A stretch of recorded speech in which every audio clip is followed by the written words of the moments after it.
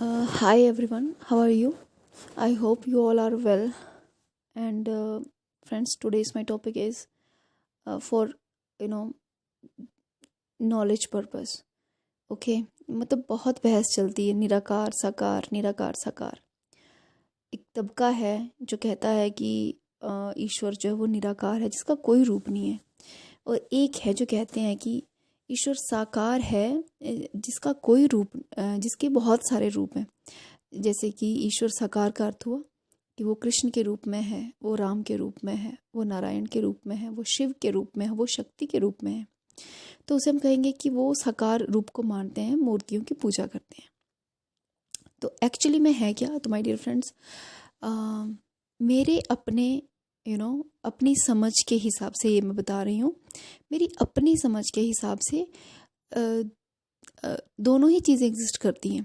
कैसे? जैसे for example, जिन्होंने साइंस पढ़ी है उन्हें पता होगा कि इस अर्थ पे जितनी भी चीज़ें हैं, चाहे वो लिविंग हो नॉन लिविंग हो, वो फाइनली एक एटम से मिलके बनी है। एंड हमें सभी को पता है कि एटम जो है वो उसमें 3 सब अटोमिक पार्टिकल रहते हैं, proton, neutron and electron. Electron जो है वो रेगुलर न्यूक्लियस के चारों तरफ जो वो चक्कर लगाते रहते हैं, means they create a huge amount of energy, है ना। वो वाइब्रेट करते हैं और उससे बहुत सारी एनर्जी जो रिलीज होती है। इतना हमें सभी को पता है। तो इसका अर्थ ये हुआ कि एट द कोर, हम कोर में जाके देखें तो जितने भी वस्तुएं हैं, चाहे वो लिविंग है चाहे नॉन लिविंग है, वो उन्हीं इलेक्ट्रॉन, प्रोटॉन और न्यूट्रॉन से मिलके बनी है। इट मीन्स कि हमारे जो कोर है, जो सबसे बेसिक जो पार्टिकल होगा, वो इन 3 चीज़ों से मिलके बना है। तो ये क्या है? जस्ट एक एनर्जी की फॉर्म है जिसमें कि इलेक्ट्रॉन लगातार क्या कर रहे हैं? वाइब्रेट कर रहे हैं, रोटेट कर रहे हैं, है ना, और एनर्जी जनरेट कर रहे हैं, राइट। तो होता क्या है, एक एग्जाम्पल से समझते हैं। जैसे फॉर एग्जाम्पल, हमारे पास है वाटर वेपर, भाप जिसे कहते हैं, वाटर वेपर। जब पानी आपका वेपर्स की फॉर्म में होता है तो हम उसे देख नहीं पाते। आसपास की हवा में मॉइस्चर है, हम उसे देख नहीं पाते, हमें उसका सिर्फ एहसास होता है। वो कब होता है? जब हम बिस्किट को प्लेट में रख दें और 2 घंटे बाद अगर हम उन्हें खाने लगे तो वो इतने कुरकुरे नहीं रहते, वो इतने कड़क नहीं रहते, उनमें नमी आ जाती है। ये प्रूफ करता है कि एयर में क्या है? वाटर है, लेकिन वो हमें दिखाई नहीं देता। क्यों? क्योंकि वो वेपर की फॉर्म में है। थोड़ा सा टेम्परेचर डाउन हो तो वही वाटर किस में कन्वर्ट होगा? लिक्विड फॉर्म में आएगा। लिक्विड फॉर्म में आएगा अर्थात इट मीन्स कि वो क्या बन जाएगा? पानी। और अगर टेम्परेचर थोड़ा और डाउन किया जाए तो वही वाटर आपका किस में कन्वर्ट हो जाएगा? आइस में, बर्फ में। समझ रहे हैं? और हम ये नहीं कह सकते कि पानी से बर्फ नहीं बनेगी या बर्फ से वेपर नहीं बनेगा, बन जाएगा।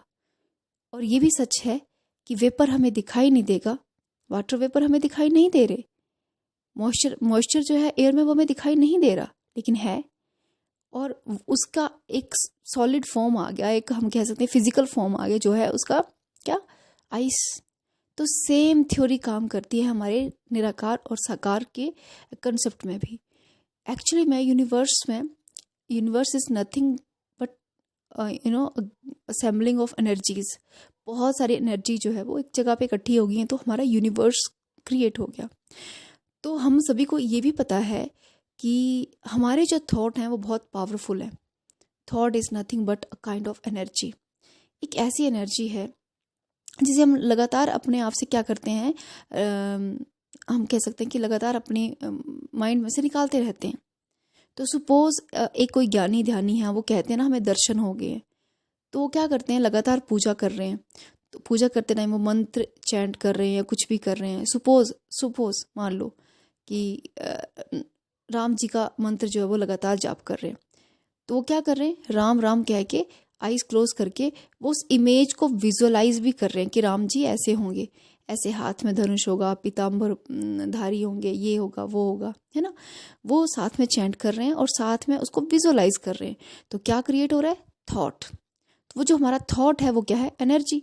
तो वो एनर्जी क्या कर रही है कि हमारे एयर में प्रेजेंट जितने भी मॉलिक्यूल्स हैं उनको वो असेंबल करने का काम कर रही है, उनको एक जगह पे लेके आने का काम कर रहा है। अब हम रोज़ का रोज़ थोड़ा थोड़ा थॉट क्रिएट कर रहे हैं, और जिस दिन हमारे थॉट की इंटेंसिटी बहुत ज़्यादा हो जाएगी तो वो जो मॉलिक्यूल्स हैं हमारे आसपास, जो भी एयर में मॉलिक्यूल हैं, जो हमारे एनर्जीज घूम रही हैं in the form of electron, proton और न्यूट्रॉन, एटम की फॉर्म में जो एनर्जी है हमारे पास, वो सब एक जगह पे इकट्ठे हो जाएंगे और वो एक पर्टिकुलर शेप ले लेंगे। और वो शेप कैसी होगी? जो हमने इमेजिन किया होगा। इसलिए तो कृष्ण जी कहते हैं गीता में कि भक्त मुझे जिस भी रूप में बुलाएगा मैं उस रूप में आऊँगा। जिस भी रूप में अर्थात आपकी विजुअलाइजेशन कैसी होगी। यदि आपने श्री कृष्ण को एक बच्चे के रूप में विजुलाइज किया है तो वो जो मॉलिक्यूल की असेंबलिंग होगी वो एक छोटे से बच्चे के रूप में होगी और हूबहू वैसी होगी जैसा कि किसी ने विजुलाइज किया होगा। और अगर श्री कृष्ण को किसी ने बहुत ही योद्धा के रूप में विजुलाइज किया है तो मॉलिक्यूल्स की गैमलिंग वैसी होगी। क्यों होगी? असेंबलिंग जो है वो वैसी होगी। क्यों होगी? क्योंकि थॉट क्रिएट कर रहे थे बाय चैंटिंग, और आंखें बंद करके क्या कर रहे थे? विजुअलाइजेशन। यानी कि दो काम एक साथ हो रहे थे, राइट। और फिर वो एक इमेज क्रिएट होगी। तो जब हमारे थॉट में लगातार हम किसी एक थॉट को लगातार हम डेली क्रिएट करें तो वो थॉट बहुत पावरफुल हो जाता है, ठीक है। वो इतना पावरफुल हो जाता है कि आसपास के मॉलिक्यूल्स को क्या करता है? असेंबल, एक जगह पे इकट्ठा करना शुरू कर देता है, ठीक है। और जिस दिन थॉट में इंटेंसिटी बहुत ज़्यादा होगी तो उसी इंसान को फिर क्या होंगे? भगवान के दर्शन होंगे। तो एक्चुअली में वो जो दर्शन है वो आपके साकार रूप में है। उस नारायण के, उस परम पिता परमेश्वर के दर्शन जो है वो साकार रूप में है। उस ईश्वरी महाशक्ति, आदि शक्ति, महामाई माता दुर्गा के जो दर्शन प्राप्त हमें होंगे वो एक साकार रूप में होंगे। वो भी असत्य नहीं है, वो बिल्कुल सत्य है कि महामाई हमारे आंखों के सामने खड़ी हैं बिल्कुल साकार रूप में। और वो साकार रूप बिल्कुल वैसा है जैसे हमने सोचा था। लेकिन वो साकार आया कैसे? निराकार से। निराकार से क्या बना? साकार। साकार से क्या बना? निराकार। वही साकार जो है वो निराकार हो जाएगा और वही निराकार क्या हो जाएगा? साकार हो जाएगा। फिर हम कहते हैं कि ईश्वर अदृश्य हो जाते हैं। अदृश्य अर्थात वो जो मॉलिक्यूल थे जिनकी असेंबलिंग हो रखी थी, जैसे ही लगता है साधक को कि अब मेरी बात कंप्लीट हुई, तो मॉलिक्यूल अगेन डिस्पर्स हो जाएंगे एंड फिर हम कहेंगे कि वो क्या हो गए? अदृश्य हो गए। वो अदृश्य नहीं हुए हैं, वो वही हैं, लेकिन अब वो निराकार रूप में आ गए। तो हम ये नहीं कह सकते कि एक अधिक है एक कम है, दोनों ही क्या है? इम्पॉर्टेंट है। साकार से ही निराकार का निर्माण हुआ और निराकार से ही साकार का निर्माण हुआ। Thank you so much.